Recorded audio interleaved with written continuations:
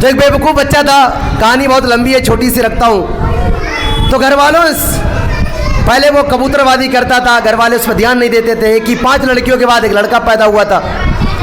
बच्चा बड़ा हो गया और सीख क्या रहा था, बॉडी बनाना और घोसाबाजी। आज का ज़माना नहीं था बॉक्सिंग वाला, वो वाला ज़माना था जब बॉक्सिंग की कोई इज्जत नहीं थी, बल्कि हाँ पहलवानी की थोड़ी कदर जरूर थी। लेकिन तालीम तो हमेशा चाहिए होती है ना।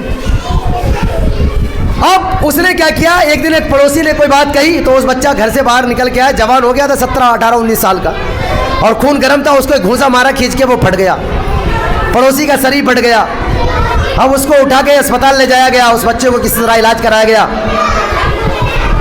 अब क्या हुआ, पुलिस में उसके खिलाफ FIR दर्ज करा दी गई। अब माँ बाप से कहने लगा कि मैं घर में नहीं रहूंगा, यहां से चला जाऊंगा। तो बाप ने नसीहत की थी कि बेटा जहां भी जाओगे पैरों के नीचे जमीन और सर के ऊपर नीला आसमान पाओगे। दुनिया में कुछ अच्छा नहीं होता है। There is no good in the world. दुनिया में कुछ अच्छा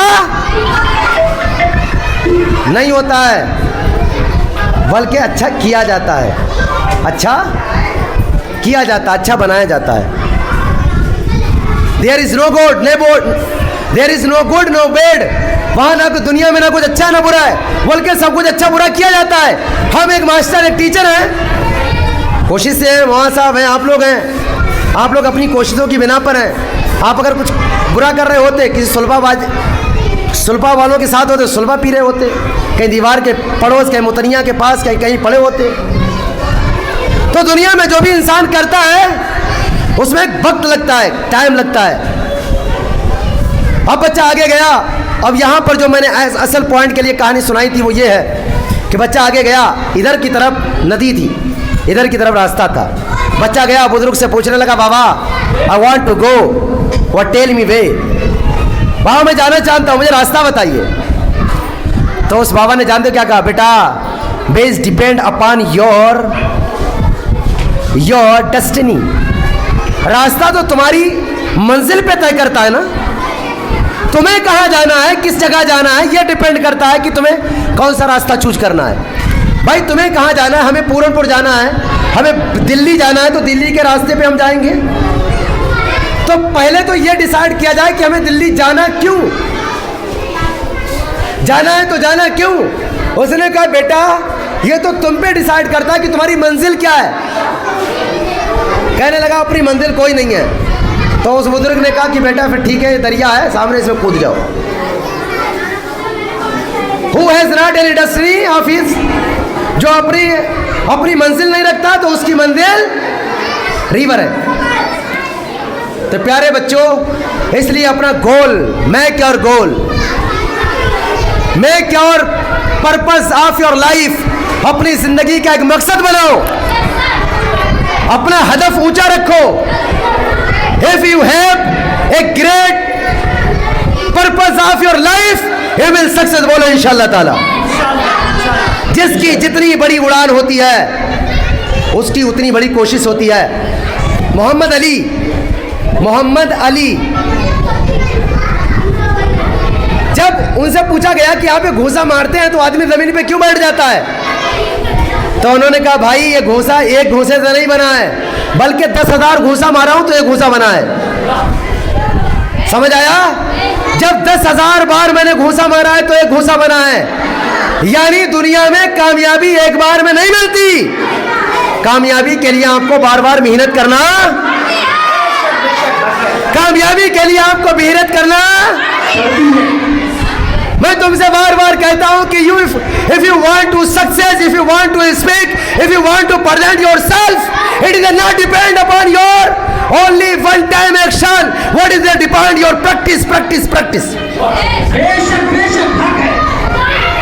समझ आया? So some students, some person or people, our society, they are saying I am not success. What? Why did you success? आप कैसे कामयाब हो सकते हैं? You did not struggle for your success. You did not practice. You did not exercise. जब कोशिश नहीं की तो कामयाब कहां से होगे बेटा? अल्लामा इकबाल ने कहा था, सही पैहम अमल महकम मोहब्बत फातह आलम। सही पैहम अमल महकम, रेगुलर कंटिन्यू स्ट्रगल, सही पैहम अमल महकम मोहब्बत फातह आलम। जिहाद जिंदगानी में है मर्दों की ये शमशीरें। समझ आया? तो मेरे प्यारे बच्चों, मेहनत करो। हम लोग, हमारी एक अल्लाह की कसम, अंदर से हमारी तमन्ना सिर्फ ये है, हमारा पूरा स्टाफ इतनी मेहनत करता है कि थक जाता है। थक जब शाम को सोता होगा तो मुझे लग रहा है होश नहीं जाता है। हाँ, हम लोगों की असल चॉइस, असल अंदर से जो इंटेंशन है वो ये है कि हमारे बच्चे कामयाब हो। और ये कोशिश मैं सिर्फ इसलिए नहीं कर रहा हूँ कि मेरा मदरसा तरक्की कर जाए, ये कोशिश मैं इसलिए कर रहा हूँ कि मेरा समाज, मेरा मजहब, मेरे मजहब के लोग जलील होने से बच जाएं। तुम पूछोगे क्यों?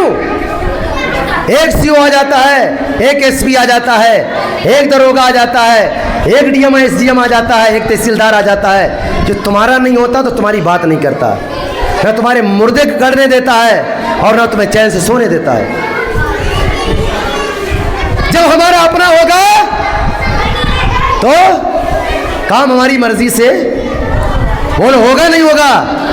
और वो ये हमारे जितने लिटिल स्टार्स बैठे हुए हैं, ये हमारे ज़मीन के ऊपर जो लिटिल स्टार्स हैं, ये छोटे छोटे चमकते हुए सितारे हैं, इंशाअल्लाह हमारे ये बच्चे करके दिखाएंगे।